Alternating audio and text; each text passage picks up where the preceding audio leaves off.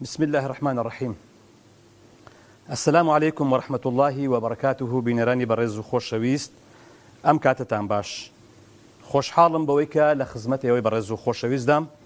بۆ پێشکەشکردنی ئەڵقەیەکتر لە بەرنامەکەتان، بەرنامەی دوانگەی خەڵک. بەڕێزان، ئەمڕۆ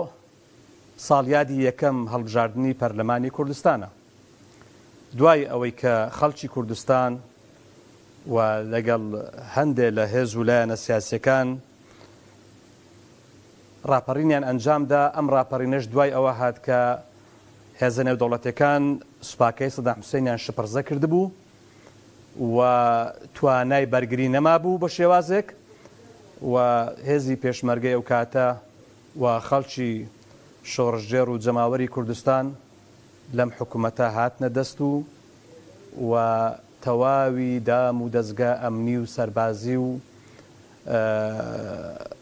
ئیداریەکانی حکوومەتی بەعسیان ڕاونە. ئەوە بوو دوجاریش کۆڕەوی کەوتە ناوێ و خەڵک بە تێکڕا شارەکانی کوردستانی جێهێشت. من بۆی ئەوە بە چۆن دەڵێ بە مختصری باسی دەکەم بەوەی کە باس و بابەتەکەمان هەڵبژاردنە. دوجار بە اتفاقاتی نێودەوڵەتی و دانانی سنوور بۆ هێزی عێراقی و خەتی 36 و تا قەدەغەی فرینی لە سوپای عێراقی قەدەغەی کردووە نەهێشت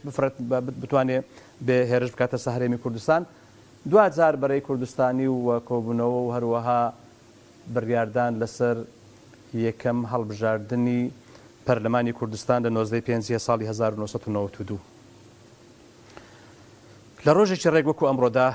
لە ساڵی 92 یەکەم هەڵبژاردننی کوردستان یاخود برین پەرلەمانی کوردستان بەڕێوە چوو. ئەو کاتە دیارە دەستەی باڵای سەرپەرشتی هەڵبژاردننی ئەنجومەنی نیشتیمانی کوردستان ساڵی 1992 ڕێک ئەو لیستەم لە بەردەستە کە لیستی پارتی دموکراتی کوردستان، لیستەکانی حزبی سوسیالیستی کوردستان و پاسۆک و یەکیان گرتبوو، هەروەها لیستی گەل هەبوو، هەروەها لیستی دیموکراتی یەکگرتووی کوردستان کە شوعی و بێلایەنەکان بوون، لیستی ئیسلامیەکانیش هەبوو، لیستی دیموکراتی خوازەکان و بێلایەنەکان، هەروەها یەکێتی نیشتیمانی کوردستان و زەحمەتکێشان. ئەو حەوت لیست و حزبە بەشداری ئەو کاتەی هەڵبژاردننی ساڵی 92یان کرد. دیارە ئەو کاتە بۆ ڕابەرایەتی و بۆ هەروەها سەرۆکایەتی وەکو هەرێم دەستەی باڵای سەرپەرشتی هەڵبژاردننی ئەنجومەنی ئەو کاتە هەرێک لە مام جەلال، هەروەها کاک مەسعود، هەروەها خدا عەفوی کە هەروەها مامۆستا مەلا عوسمان و دکتۆر مەحموود عوسمان، ئەوانە هەر چواریان ئامادە بوون کە وەکو بەربژێر بۆ ئەوەی کە ببن بە ڕابەر و سەرۆکی هەرێم. بەڵێ کاکی سوفەرمو داوای لێبوردن دەکەم، پەیوەندەکە پسرا هەم بۆ پەرلەمان و هەمیش بۆ سەرۆکایەتی بوو. دیارە ئەم کاتە من نامەوێت بێمە ناو تەفاسیلی ئەوەی کە چی بوو، چی ڕوودا، چی کرا، چونکە حتمما هەر لەوێەوە لەو چۆن دەڵێ هەڵبژاردنەوە منافەسە دەستی پێکرد، ئەنی چێبەرچێ دەستی پێکرد، حزبایەتی دەستی پێکرد، ئیدی چۆن دەڵێ کەوتنە ململانێ تا دوجار لە ساڵی 93 چەند شەڕێک ڕوویدا، شەڕی ناوخۆ، و ئیدی ئەو پەرلەمانە مایەوە. بەڵێ کاگی سوف لە هەولێر، فەرموو کاگی سوف. ئەو کاتتان باش. ئەو کاتت باش بە قوربان. بەڕاستی یعنی یادیارێکی لە خۆشە و هەڵبژاردنێکی کەمداکرا خۆشدا ئەو هەڵبژاردنە سەر ناخۆلەگی نەهادایە ئەو هەموو جێرە شێوێنی و گەندەڵی و ئەوستانە هەموو لە نزدی ئەو سەر و ناوخۆیە بوو کە بەروەشی دۆی کوردی کرد. ئەو هەڵبژاردنەش کە دەکرێتن پاک و بێگەردی دووی لە تەزویر گەشتیوە ئەو مایە خۆشی خەڵکە ئەوە بەری سەر و ئاژا و موسکیلە و جێرە شێوێنیە هەتا دەبێتەوە دەستبەردانی دەوڵەتە تەقلیمیەکانی لەناو کاروباری ناوخۆ هەرێمی کوردستان ئیتراوە نازانم ئایندەوە خۆشتر دەبی هێنتن لە هەڵبژاردنی. چ دەڵێیت تۆ ئێستای پەرلەمانی کوردستان و کە ئێستا چاوەڕوانین کە بڕیارێک بدرێ و ڕۆژێک دیاری بکرێ بۆ هەڵبژاردننی خولی شەشەمی پەرلەمان، پێنج خول تێپەڕیوە ئەم پێنج خولە بەلای کاک یوسف چۆن بوو ینی پێ دوایە کە پەرلەمان توانی ڕۆڵی خۆی بینێ کاک یوسف جێ لە دەنگمە ئەو پێنج خولەی پەرلەمان چۆن دەبینی ینی هەر بە مختصری و بە کورتکراوەیی والله بە مختصری بە کورتکراوەیی بەڕاستی ینی هەمووی هەر خراپ بوو هەمووی باش نەبوو لەقەل تاوەڕوانی خەڵک نەبوو لەقەل تاوەڕوانی ئەو شعارەکەی ئەو پارتیەکی هەدیان گرتووە هەر ئەوها نەبوو بەس بکەین مەجبوری پێ ڕازیین بەدیلمان نییە ئەوەی موسکیلەکە دەستەکانت خۆش کاک یوسف زۆر سپاست دەکەم بەڕێز زۆر سپاس پەرلەمانی کوردستان کە لە ساڵی 92 هەڵبژێردرا ئەو کاتە دوای ئەوەی کە شەڕی ناوخۆ بەسەدا هاتوو ئیدی هەرێمی کوردستان بووە دوو ئیدارە و ئیدی پەرلەمان هەروەکو خۆی مایەوە جارێک دوو جار لە دەرەوەی ناوبینایی پەرلەمان ینی لە جارێک لەسەر ڕێکەز نزان جارێکیان لە دارەبەن دوو کۆبنەوە کرا تا 2005 جارێکی تر هەڵبژاردنێکی تر کرایەوە کە خولی دووەمی پەرلەمان بوو لە خولی دووەمی پەرلەمان ئەو جارە زیاتر بەشداریان کرد تاوەکو خولی سێم لە 2009 واتە لە 2009 خولی سێمی پەرلەمان بوو لە 2013 خولی چوارەمی پەرلەمان بوو لە 2018 خولی پێنجەمی پەرلەمان بوو واتە ئەو ساڵانەی کە هەڵبژاردننی تیاکراوە 92 2005 2009 2013 2018 لە حەقەتدا خەڵکی لە هەرێمی کوردستان مێدێکی باشیان لەسەر چۆن دەڵێ پەرلەمان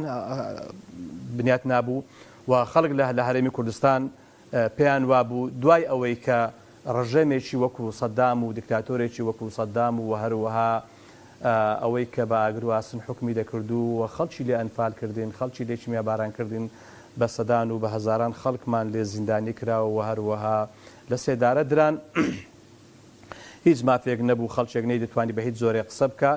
خەڵک بەڕاستی بە ئەو پەڕی جۆش و خڕۆش و بە ئەو پەڕی حەماسەتەوە بەشداری لە ڕاپەڕین کردو و ئامادە بوو سەر و ماڵی خۆی دابنێ فی سەبیلی ئەوەی کە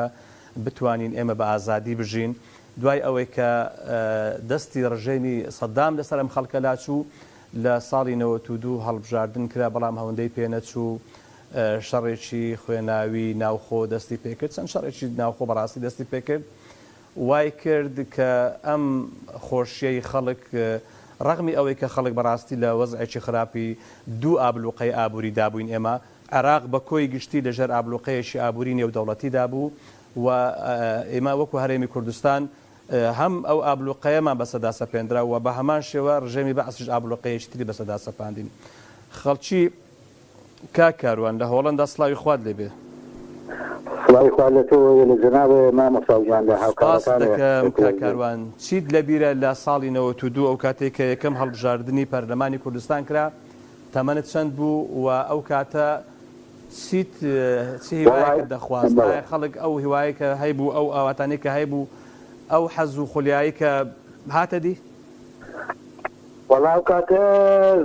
زۆر زەمەنێکی زۆر دوور زەمامەتانوەر بەحاڵ بەبیرمی ئەو کاتە تەمەنم تقریبا 20 ساڵ بوو 20 ساڵ بۆ 20 ساڵ باشە کاک بەڵام ئەو کاتە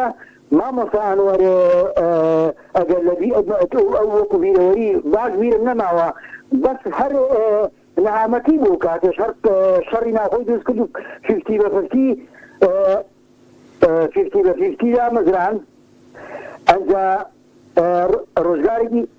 ڕۆژگارێکی سەخت بوو بەڵێ دوایەوەش مامۆستانوەر هینە ناوی چیە یعنی ئەو ڕۆی دروست کرد ئەم ڕۆژەی دروست کرد لە ساڵیادی یەکەم پەرلەمانی هەرێمی کوردستان ئەو ئێستا ئەم ڕۆی دروست کردووە کە خەڵک تەلەفۆنەکە و گلەیەکە و گلەی گازندە لەم حکومەتاکە ئەمە ئەو پەرلەمانەی کە ئێستا تەورەکەی جەنابە لەسەرێتی ئێستاوەتا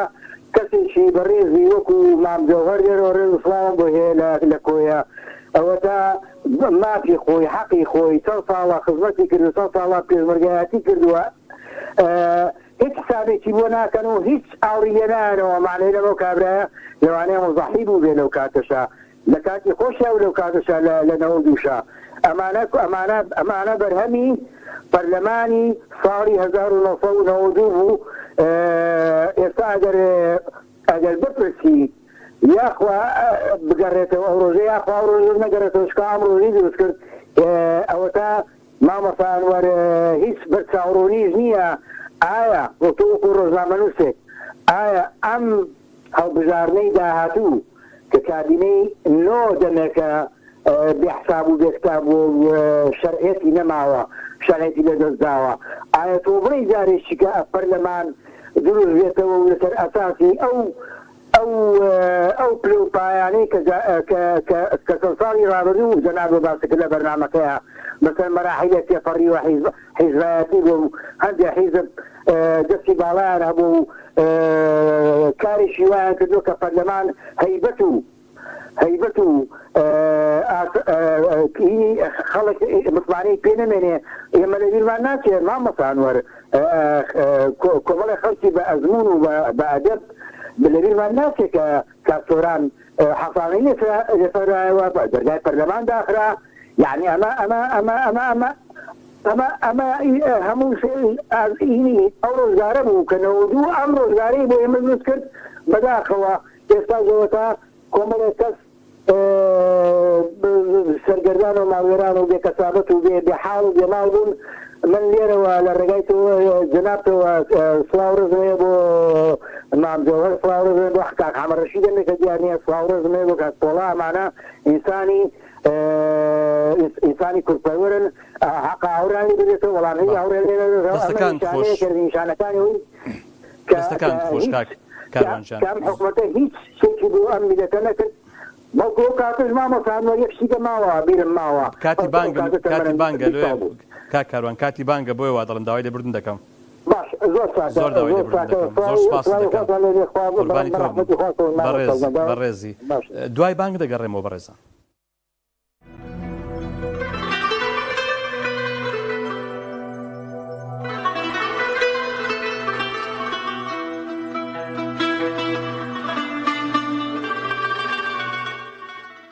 الله أكبر الله أكبر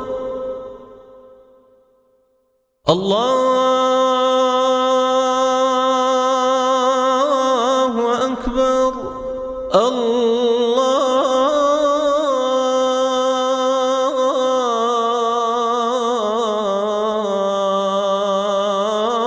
الله أكبر أشهد أن لا إله إلا الله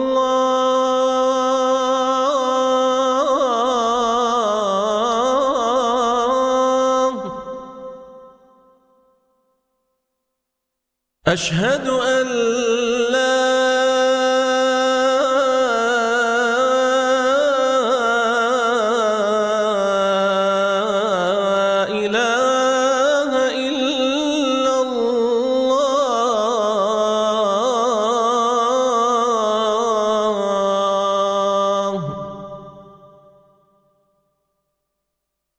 أشهد أن محمدًا رسول الله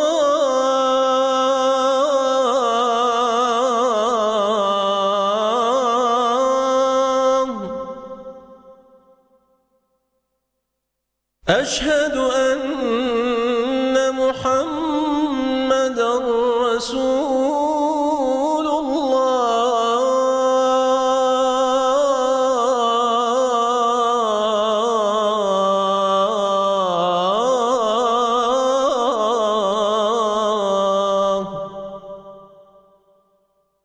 حي على الصلاة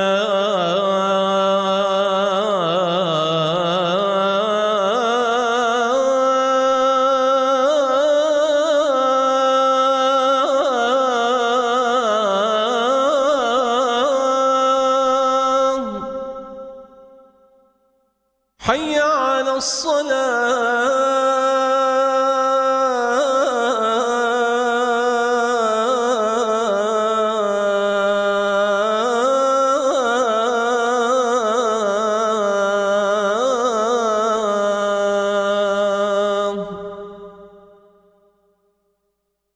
حي على الفلاح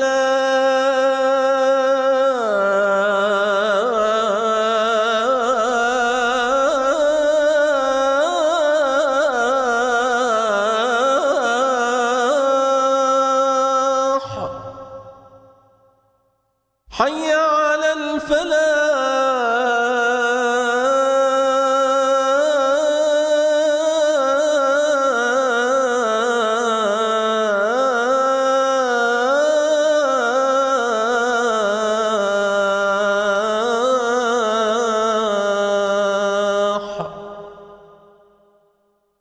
الله أكبر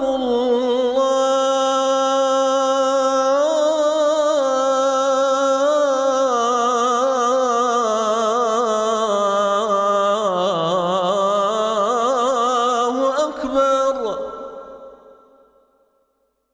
لا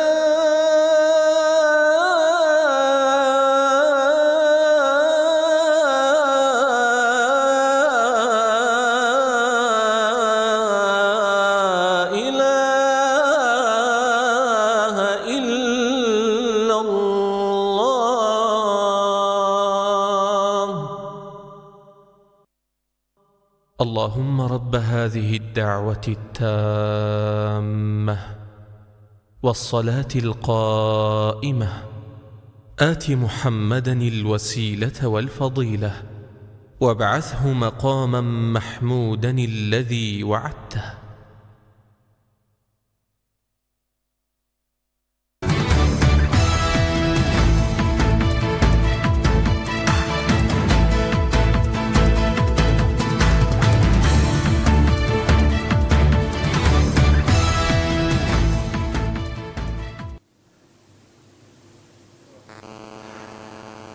سڵاو بەڕێزان دووبارە گەڕام وڵاتان هەم کاتتان باش.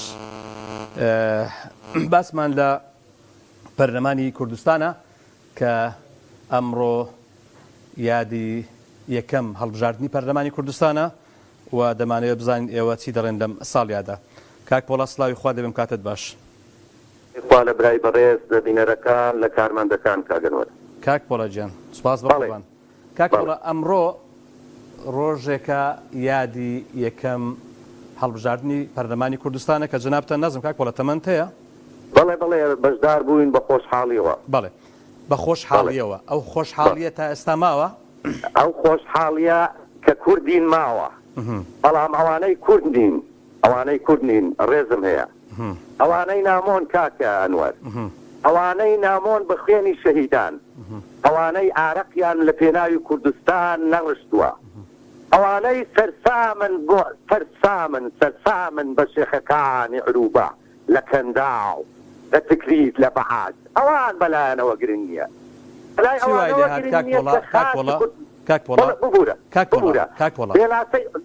پێناسەی پەرلەمانت بۆ بکەم. پەرلەمان پیرۆزە، کوردستان یەکجار پیرۆزە، بەڵام ئەوانە پیرۆزیان نەهێشت کە خاچیان کردە کێشە لەسەر حاسان لێ خدوتیان هەرهێڵی 36 بۆ ئێمە بێبەستە، هەرهێڵی 36 راکەنوەر پەرلەمان دەنگت نایە، دەنگت نایە. قسە بکە فەرموو جێم لێتە. پەرلەمان ڕۆژی یەکەم هەڵبژاردن کورد میلەتی سەربەرزی کورد وەڵامی هەموو دنیای داوە، وەڵامی هەموو دنیای داوە. بە تایبەتی نازانم بەڕێز لەبیرە دیکتاتۆرەکەی عۆزە ملهوڕەکانی کە دۆستەکانی ئێستا لە هەولێرن ئامۆزا و برازەکانیان تووشی هستریا بوو کاکەنوەر. تەوەقعیان نەدەکرد هەڵبژاردنێک، تەوەقعیان نەدەکرد کورد هەڵبژاردن بکە. تەمامە دیکتاتۆرە ملهوڕەکە تووشی هستریا بوو، تاوەڕێی نەدەکرد ملەتی کوردی قارەمان تۆڵەی ئەو ستەمکاری ئەو بکاتەوە. وای دەزانی بڕۆحت بدەمەکەی جارانە، بەڵام داخەکەم ئەوانەی کە خۆیان کردە گەورە نەبوون ئەت دەستیان پێکرد بە 50 دوای 50 بە براکوژی، دواتر چەندان کەسایەتی سیاسی ناوداران هاتە ناو پەرلەمان لە بیرمانە، نەخشەی دروستبوونی دەوڵەتی کوردیان دابەلایەنێک فرۆشتیان لە بیرمانە، هەموو نووسراوە لە لامان، دواتر بێڕێزی پێکرا، گوتیان لە مەیدانی حەیوان کۆ دەبینەوە ئاژەڵان ببوورە لە بیرتا. بەڵێ لە هەمووی لەواندەوە ملەتی کورد بە پیرۆزی خاچی خۆی دەپارێزی، بەڵام ئەوەی ڕێزی لە خاکەکەی نەگرت ڕێز لە پەرلەمان ناگرێ ئەوەی ڕێز لە شەهیدان نەگرێ بۆ وایان کرد نامۆن بە کورد نامۆن بە کورد بە خوێنی شەهیدان بە خاچی کوردستان ئاو پێناسەکە ڕوونە دەستەکانت خۆش نامۆن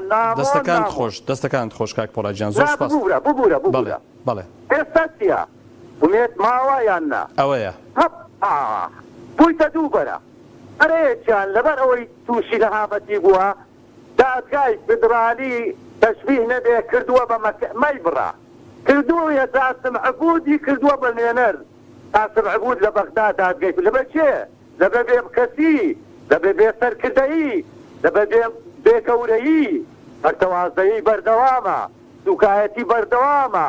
هاوڵاتی کورد تا ئێستا هاوڵاتی پلەیەک نییە لە عێراق قەباتی تێکۆشانی بۆ هۆیە لە ڕووی ورگەوە لە ڕووی موچەوە بوێتە پلە یەک کەواتە سەیری ڕابردوو کە بەرەو چیان بردین تا ئێستا زوتیارانی کورد بۆتانەکانیان بۆتە خەون و خەیاڵ کێ پۆستی هەیە هەر ئەو حزبانەی پەرلەمانیان تێکدا لە بەغدا هەر ئەوان بۆشەویستی عروبن دڵسۆزی عروبن خاچی کورد دەکەنە دیاری دەیدەنە دژە نیشتیمان دژنەتەوە کەواتە ئەوانە نامۆن و هەر نامۆز دەبن ئەم چێ لە گۆڕەپانەکە هەیە دەستەکان خۆش کاک پۆڵا پەیوەندیترم لەگەرە سوپاس دەکەم نەبوونی بەرێک پاراستنی شکۆ و خوێنی شەهیدان تا ئێستا پەرتەوازەین یەک ڕیز نین دوژمنانی دراوسێش دوژمنانی دراوسێ زۆر بە ڕێکۆپێکی ئەویان خۆستەوە زۆر بە ڕێکۆپێکی ئەوەی باسی کوردایەتی بکە هەرگاسەی پێ دەکرێت ئێستا لەوانەیە دوور نییە کاگەنوەت یەک خولەت ئێستا من ئەو قسانە دەکەم بەحسی پەرستەکانی هەولێر لەوانەیە قسەم پێ بڵێن بەحسی پەرست هەرە پەرستەکانی هەولێرش زۆر بوونە ئێستا سێسی لە هەولێر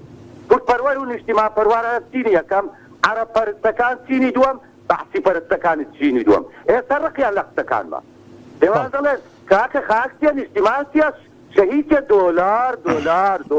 سپاس دەکەم کاک پۆڵاجیان دەستەکانت خۆش سپاس بە قوربان زۆر سپاس بەڵێ پەرلەمانی کوردستان وەکو بەڕێزانەش ئاماژەیان پێ کرد کە بە مەرحەلەیەکی ناخۆشدا تێپەڕی بەڕاستی جارێ تا 2005 ئەوە درێژەی کێشە 92 تا 2005 خەڵک چاوەڕوانی ئەوە نەبوو خەڵک بە شەوقەوە بەشداری کە لە یەکەم هەڵبژاردننی کوردستان کرد و خەڵک هیوا و ئاواتی ئەوە بوو کە ئەو ڕۆژە ببینێ کە کورد ینی بەرەو پێش بڕوا بەڵام بەداخەوە زۆریش بەداخەوە کورد تا دێ ڕۆژ بە ڕۆژ چۆن دەڵێ لە تەنەزولدایە ڕۆژ بە ڕۆژ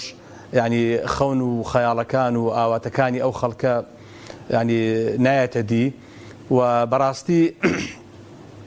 خەڵک چاوەڕوانی ئەوە نەبوو کە ئێستا چەندین جار ڕاگەیەندرێ ئەوە لەو تاریخە چەندین تاریخ ڕاگەیەندرا بۆ هەڵبژاردننی پەرلەمان بۆ خولی شەش تا ئێستاکە هیچیان سەرکەوتو نەبوونەوە و هەڵبژاردننیش تا دێ دوا دەکەوێ و بەڕاستی پەرلەمان لە مێژووی خۆیدا زۆر شتی ناخۆشی بەسەر هات دەرگای داخرا و سەرۆکی ڕێ لێگیرا و هەروەها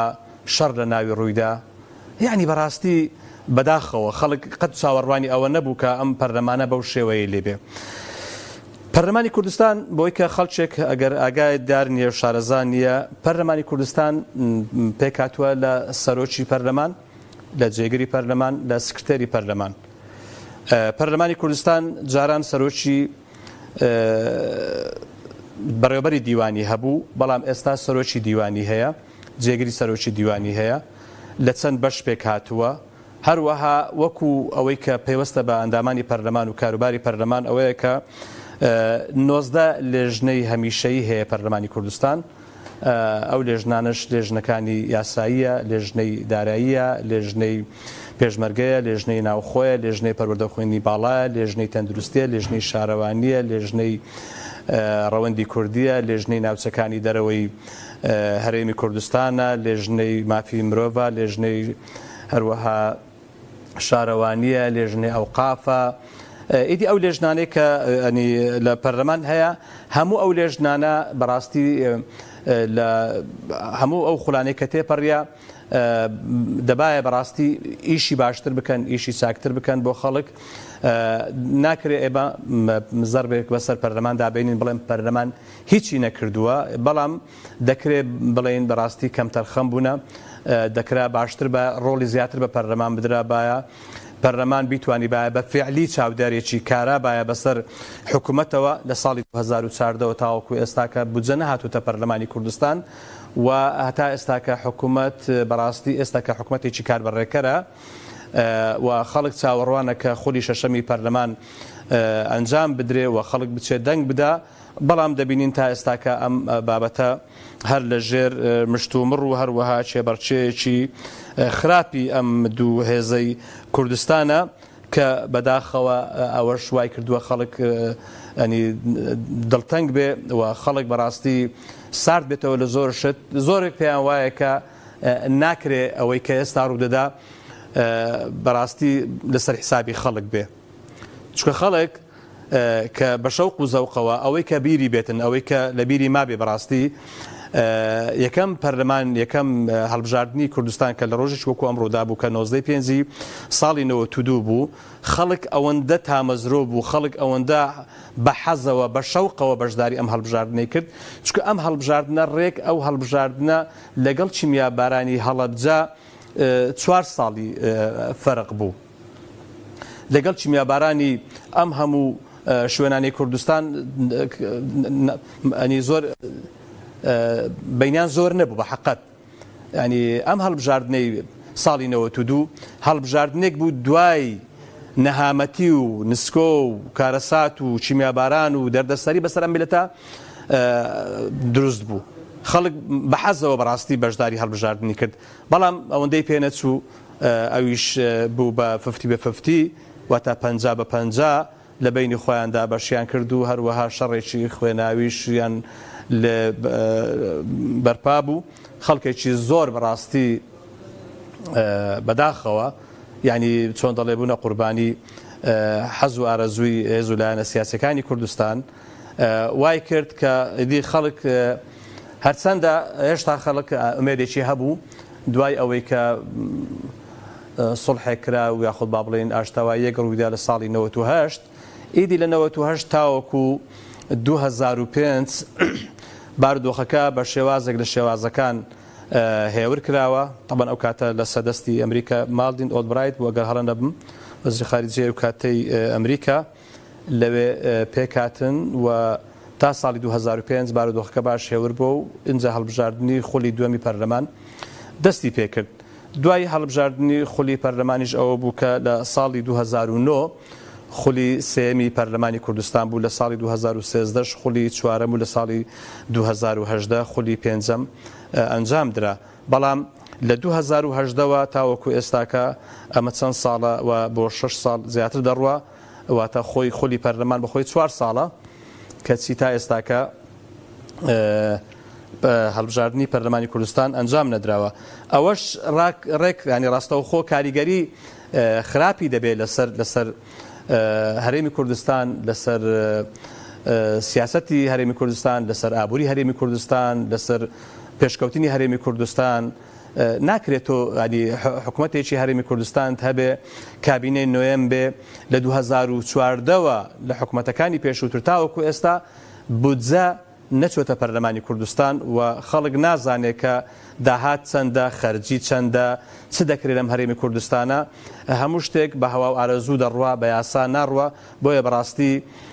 ئێستاکە فریادڕەسی ئەو حیزبانە بۆ خۆیان بۆتە دادگای فیدرالی، دادگای فیدرالی بۆتە بەشێک لە چارەسەر و گرفت لە هەرێمی کوردستان. کاتێک دەبینین لایەنێک لە لایەنەکان ئەگەر بە قازانجی بێ ئەوە بە شان و باڵی دادگای فیدرالیدا هەڵدەڵێ، ئەگەر لە زەرەری بی ئەوە بە دادگایەکی خراپی لە ناو دەهێنێ. بۆیە بەداخەوە خەڵک چاوەڕوانی ئەوە نەبوو کە کورد دوای هەموو ئەو نەهامەتیانی کە بەسەری هات ئێستاکە کورد خۆی بەدەستی خۆی ئاوا ماڵی خۆی وێران بکە، ئاوا ینی چۆن دەڵێ هەموو ئەو بەرهەمی ماندووبوون و ڕەنجی خۆی بەبا بدە. بۆیە لە حەقەتدا خەڵک ناحەقی نییە کە ئێستا گلەی دەکا، خەڵک ناحەقی نییە کە تووڕەیە، لەبەر ئەوەی خەڵک چاوەڕوانی شتی باش بوو، خەڵک چاوەڕوانی ئەوە بوو کە مەینەتەکانی کۆتایی پێبێ. بەڵام دەبینین ئێستا لە هەرێمی کوردستان 10,000 ملیۆنێر هەیە و بەدەیان ملیاردێر هەیە و دەبینین لە هەرێمی کوردستان ئێستا خەڵک بەڕاستی خەڵکێکی زۆر لە ناخۆشی و لە نەهامەتی و لەبێ چۆن دەڵێ خزمەتگوزاریدایە. یعنی بەڕاستی خەڵک چاوەڕوانی ئەوە بوو ئەو گوندانی کوردستان کە بەدەستی ڕژەمی بەعەس 4,000 دێهاتی کوردستان خاپورکرا، ئەم دێهاتانە ئێستا ئاوەدان بکرابایەوە و خزمەتگوزاری بۆ بچوابایە و داعمی کشت و کاڵ و پەلەوەر و حیوانات و ئاژەڵ و بابەتە بکرابایە پشتدەر لە ڕانیان. بەڵێ بەڵێز. سلام علیکم. علیکم السلام ورحمة الله وبركاته. باشی مامەستا سپاس بۆ قوربان، باشی حاڵتان باشە، سەلامەتی. سپاس دەکەم. تۆ دەڵێسی کاک پشتدەر سەبارەت بۆ بابەتە. مامەستا گیان کە وەی جارەکەی کە تەلەفۆنم بۆ کردی گۆشتم من معاشێکم هەبوو چاودێریشی خێزانم نەما مامەستا تقریبا چەند ساڵە ئەو چاودێری خێزانم نەما ئەوەندە هەبووە کە پێخانیش پێدەم ئەگەر ژیانیش پێ بەرمە سەرێ حکومەت ئەو چاودێری خێزانی بڕێ ئێستا خێزانم نەخۆشی دێشخانی هەیە لە ماڕێ کەوتووە. کاک پشتدەر ئەمەش باسی ئەو بابەتە دەکەین، ئەمەش باز دەکەین کە نەدەبوو ئێستا کە خەڵکی کوردستان محتاج بێ، نەدەبوو خەڵکی کوردستان ئێستا کە بێخانوو بێ، نەدەبوو خەڵکی کوردستان ئێستا بێ موسە بێ، دەبوایە زۆر خەڵکی کوردستان ئێستا لە ژیانێکی خۆش بژیبایە. وەکوی کە جەنابت ئاماژەی پێ دەکەی، نەدەبوو ئێستا تۆ نانی چاود لە موسەیەکی کەمی چاودێری کۆمەڵایەتی بێ، دەبایە ئێستا تۆ ینی کار و کەسابەتێکی باشت هەبووایە، دەبوایە ئێستا تۆ ژیانێکی خۆش بژیابای. بەڵام تۆ دەڵێ چی دوای ئەوەی کە ئێمە ئەوە چەندین ساڵە ئەم هیواواتانە نەهاتوەتە دی؟ والله مامەستا گیان بە هیواتم بووم، یعنی بۆ هیواتێەوە کە خانێکی خۆم هەبا لەو کوردستانی، بۆ هیواتی هەبامە کە معاشێکم هەبا وەک ئەو خەڵکی پێش یابامە پێم بەخوای گەورە مامەستا هەرچی شتە بە ماڵم دانیان نە عەرزاقێک نە خواردنێک خوای گەورە کاک پشتدەرجان خوای گەورە ئەوە دەمیستی کە ماتۆڕێکم بۆ بکڕم تووناوی ئەو خوا بەر خاتی خوای گەورە کەسێک ماتۆڕێکم بۆ بکرێ ئەگەر ئیشێکی پێ بکەم بۆ ئەو خێزانم کە نەخۆشی دێشخایان هەیە مامەستا خوا خێزان دەگا پێ کەسنی ئاوڕێکم لێ بداتەوە. پشتیوان بەخوای گەورە، پشتیوان بەخوای گەورە. باشە بە قوربان، باشە ئینشاڵڵا پشتیوان بەخوای گەورە، دەستەکانت خۆش بێ. سوپاس بە قوربان. ینی لە هەرێمی کوردستان ئەسڵەن نەدەبوایە ئێستا مە باسی خەڵکێک بکەین کە بە هەزاران خەڵک لە چاودێری کۆمەڵایەتی بۆ دەبێ وەکو خێر و سەدەقا خێر بە خەڵک بکرێ، خەڵک بە هەزاران کرێکاری بیانی بێ لە هەرێمی کوردستان کار بکە، خەڵکی کە خۆشمان بێ کاردا بنیشێ، بە هەزاران خەڵک بێ لە هەرێمی کوردستان دابنیشێ، خەڵکی خۆشمان خانووی نەبێ لە ناوی دابنیشێ و نەتوانێت کڕی خانوو بدا و نەتوانێت وەکو پێویست ژیانی خۆی بەڕێ بکە. ینی بەڕاستی خەڵک ینی ناحەقی نییە کە گلەی دەکا، خەڵک ئەوەی کە دەبینێت لە هەرێمی کوردستان داهاتێکی زۆری ناوخۆ هەیە و نەوتێکی زۆر ئێستاش ڕۆژانە بە تەنکەر دەفرۆشترێ بۆ تورکیا بۆ ئێران و بۆ ئەولاولا و داهاتی هەموو ئەو سوتەمەنیانی کە لەو هەرێمی کوردستانی ڕۆژانە دەفرۆشترێ بۆ چێ دەڕوا، ینی خەڵک گلەی دەکا بەڕاستی. با بێن وەڵام گوۆی ئەو خەڵکە وەڵامی ئەم خەڵکە بدەنەوە. ینی بۆ دەبێت لە هەموو ئەو داهاتە زۆرەی کە لە هەرێمی کوردستان هەیە خەڵک نەتوانێت ژیان بکە، خەڵک نەتوانێت وەکو پێویست قوتی ژیانی خۆی. کاک لوقمان لە خەبات. سلام علیکم برا. وعليكم السلام ورحمة الله وبركاته. سپاس بە قوربان فەرموو.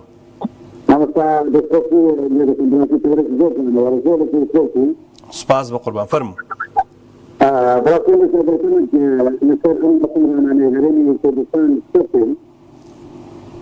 گیان وەڵڵاهی دەنگت زۆر خراپ دێت، نازانم ئەگەر شوێنەکەت بگۆڕی. بەڵێ بەڕاستی ئێمە تەماشای ئەوە حکومڕانانەی هەرێمی کوردستان دەکەین. بەڕاستی یعنی حکومڕانێکی بەسەرڕێنەتی یعنی حکومڕانێکی تەندروست نییە، لەنە معقول نییە بەڕاستی یعنی حکومڕانێک بەعتباردا لەماوەی سیاسەت کار حکومڕانی هەرێمی کوردستان بکەیت کە نەتوانێت تعرفەی مۆردەکانی یان کۆڕانە بکەیت. يعني نتواني هالبزانديسي تندرس بكي يعني نتواني أتو يكتب بزاند البروس في البيت عزبتي خبيان في عزبتي فأكون أمسان وزان من زورن توسي لشخص كمان يعني يوادارم يعني ليس الجميع مدن يعني أمن بوسي يعني بوسي اللي عيني شرم زورن سواء بطوالين أو تاريخ بطوالين يعني خدمتهم يعني بوسي أولا كان لما بساني بس تمين يعني الثروات السامان بهجرنا والبراسيل والمناصر والرفاعل أوصل في منازل يعني جزئية وجزئية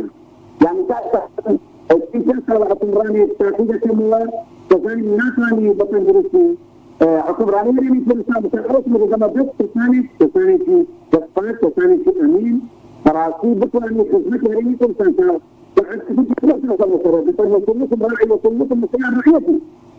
يعني براسي حلم أول يعني اشتكل زور راجعة يعني إن أنت سالك الرأي أنت تقول أجل جانين يتم حين جانيا وواتاكا أسمراني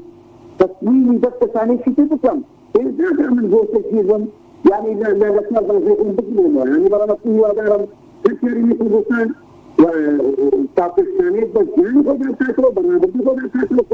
كمان كسان تاكلوا إذا كجوانا تاكلوا بكيلا وأنا مخلص وريني كرسان لو قال تاكلوا رابن أفضل مكان براسي الكريم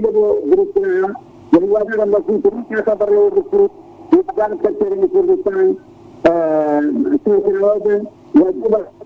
أم بصنعتا الرب جيرمان وحكم جسرات بكسان كبدن سواء بطوانا السلام عليكم عليكم السلام ورحمة الله زور سباس وكو ببير هنا نواش همو أو باردوخي كاستاكا دا گوزاري بداخوا بابتكم نعدالتية وناشفافية يعني برلا هالبجاردني برلماني كردستان لصالي 92 ولكاتي رابرينكا ولكاتي كبيشمرگە داخلی ناوشار بوو یعنی پێشمەرگە خۆی و کلاشکۆفەکەی و جلوبەرگەکەی بوو ئەوانەی کە ئێستا سەرۆکن و ئەوانەی کە ئێستا کە باڵادەستن و ئەوانەی کە ئێستا کەشتیان بەدەستە هیچیان نەبوو خانوویان نەبوو لە ناوی دانیشتن سیارەیان نەبوو لێی بخڕن باشە بەڵام ئێستا نەوەکانیان نەوەیان کوڕی نازانم خوشتیان کوڕی برایان کوڕی نازانم خزمەکانیان کوڕی حیمایەکانیان لە ئەو پەڕی خۆشی دەژین بەخۆیان ئەوە هەر هیچ بەڵام خەڵک ئێستاکە ئەو حاڵ و وەزعی خەڵکە بە دوای ینی چۆن دەڵێ کاردا دەگەڕێ کار نییە بە دوای کرێدا دەگەڕێ خانوو بەدەست ناکەوێ بە دوای دکتۆرێک دەگەڕێ پارەی نییە بچێتە دکتۆرێکی باش بۆ ئێوە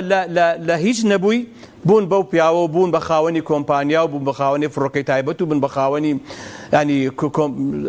چۆن دەڵێ دەیان مڵک و دەیان سەدان بینایە و سەدان هۆتێل و سەدان مەشروعی گەورە لە وڵاتان بۆ میلەتەکە ڕۆژ بە ڕۆژ بەرەو هەژاری دەڕوا بەرەو بێکاری دەڕوا ئەمە نەتیجەکەی نەعەدالەتیە ئەمە نەتیجەکەی ئەوەیە کە ئێوە دڵسۆزی ئەو میلەتە نین ئەگەر دڵسۆزی ئەو میلەتە بن ئەگە خۆتان بە خاوەنی ئەو میلەتە بزانن بڕوا بکە نایلن ئەو میلەتە ئاوا محتاج بێ نایلن ئەو میلەتە ئاوا یعنی چۆن دەڵێ بێکار و بێکەسابەت و بێمەعیشەت بێ یعنی بەڕاستی کە موچە مافێکە بۆ هەر فەرمانبەرێک لە هەرێمی کوردستان یعنی ئێستا وای لێ هاتیە بە مژدانە موچە دەدەن بە خەڵک فەرموو ئێستا ئێمە ئەوە مانجی چەندە چەند مانگە تا ئێستاکە 3 مانگ لە ساڵی ڕابردوو و ئێستاش ئەوە چەند مانگە تا ئێستاکە معاش دێ موچە دێ بەڵام بە شێوازێک دێ خەڵک سوودی لێ نابینێ بەداخەوە ئەمە ناعەدالەتیە ئەمە ناشەفافیە ئەمە کوردەخان فەرموو کوردەخان هەولێر ئەو کاتت باش فەرموو باشی ئەزیزم فەرموو خوشتی من دەستخۆشی لێ دەکەم وەرەی سپاس خوشتی بەڕێزم فەرموو هەچەندە من لەو کاتەیە نەبوومە دەستکاگەنەر ئەو هەموو لێ و گازان بێ خەریک دەکە و بەڕێز و بە ئاماژە تێدا ئەو هەموو نەبوونی و هەزاری و ئەو هەموو نادادپەروەری و ئەو هەموو فەقیر و هەزار و قوڕبەسەری هەیە لە کوردستان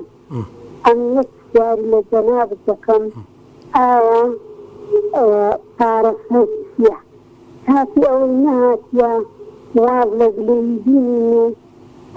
لە دوو چارەسەرەکەی بگەڕێن چارەسەرسیە ئەوزە مادام کوردەخان مادام ئەتۆ پێ دوایە کاتی گلەیی نییە کاتی چارەسەرە دەبێت چارەسەرەکەشت پێ بێ چارەسەر چییە؟ خزای چۆنە منیش قەیناکە منیش دەڵێم با ئێستا نەچوە بچی ئێستاش درەنگ نییە با بێن بەڕاستی فەرم بزانین چارەسەرەکە چییە؟ من يعني براسي لي جلس زور دكري يعني زور يعني شكله كان شيء دري إسا كاتي صار فرشي كردخان بابسيارك لبرزتكم باش تو شوت كردوه من دالت هي لا والله باوكت ماوا لا والله چه خدمت عندي تو لمالي شيء شلون يعني بتنهاي شيء يعني لا ناخذ زاني خود باش يعني خود مصرفي خود دك يعني خلشك مصرف الدكات شلون يعني والله بخود مصرف بخود باش تو بيني برتساوي خود يعني باوچيك پارەیەکی زۆری هەبێ و منداڵەکانیشی محتاجی زیرانەکان بن دەبێ؟ نا کاغانێ دەزانی خوا ئەمن دەرێم ناکرێ بەس ئێستا ئەمە گلەیی زۆر دەکرێ ئەو میلەتە زۆر گلەیی دەکا ئەمن دەرێم واگە گلەیی بینین لە دوو چارەسەری بگەڕێن چارەسەر فەرموو چارەسەر چییە بۆ نمونە خەڵک با گلەیی نەکە کاکە چارەسەر چییە؟ ئەمن پێم وایە بەبۆچینی من ئەو شەخسی خۆم هەڵبژاردن هیچ چارەسەر نییە ئەدی چ چارەسەرە بۆ نمونە؟ چونکە بینەرێ دوو ئەو دوعیزە دەسەڵاتدارە نێڵن ئەو کەسە باسانە ئۆپۆزیسیۆنە باسانە و ئانا دەسەڵات بگرنە دەست ئەو دەسەڵات هەر لە بۆ خۆیان هەڵبژاردن هیچ چارەسەرە نییە ئەمی دەرێن ڕاپەڕینێکی سەرتاسەری بکرێت ڕاپەڕینی سەرتاسەری؟ چونکە هەڵبژاردن قۆڕق کرایە برینەری ناتانن ئۆپۆزیسیۆنێکی دادپەروەر و ڕێکوپێک حکمی ئەو کوردستانە کە برینەری ناتان ئەو هەڵبژاردنە هیچ سوودێکی نییە لە بۆ میلەت ئەز ئەگەر ڕێگەکارێک کە وەکو ڕاپەڕین نازانم مەدەنیانە بیتن بە شێوازێکی بەڕێی من هەڵبژاردن هیچ سوودێکی نییە کوردستان بەڕاستی لەوە جانمایە کە ئانا هەتا خۆیان دەسەڵات بگەبرنە دەست ئێستا گەم بەڕێی من بی ئەنی ئۆپۆزیسیۆنێکی ئۆپۆزیسیۆنی دادپەروەری ڕێکوپێکی ئینسان دۆستی فەقیر دۆستی دێتە سەر دەسەڵات بەس نێڵن بێنین کاگەنوەر نایە دەستەکانت خۆش کوردەخان زۆر سپاس بەڕێز زۆر سپاس بەڵێ کاتەکەمان تەواو بوو بەڕێزان پێم دەڵێن کاتت تەواو بوو ئەوەی کە گوێ بیستی بوون و ئەوەی کە لە واقعدا خۆتان دەیبینن ئەوەی کە لە بیریتی چۆن ینی خەڵک لە چ ڕەزالەتێک و مەینەتێک و ناخۆشیێکدا بوو بەر لە ڕاپەڕین بە هیوا و ئاواتی ئەوە بوو کە کورد چۆن دەڵێ کارێک بکە خەڵک هەموو ئەو ناخۆشی و مەینەتیانە لەبیر بکە بەڵام بەداخەوە دەبینین دوای نۆ کابینەی حکوومەت و 5 خولی پەرلەمان و ئەم هەموو دەردەسەریە جارێکی تر بەسەر ئەم خەڵکەدا دێ و خەڵک بەڕاستی ئێستاکە لە ناخۆشیدایە هیوادارین ئەم خەڵکە ئەمە 2 ساڵی ناخۆشەکان بێ خواتان لەگەڵ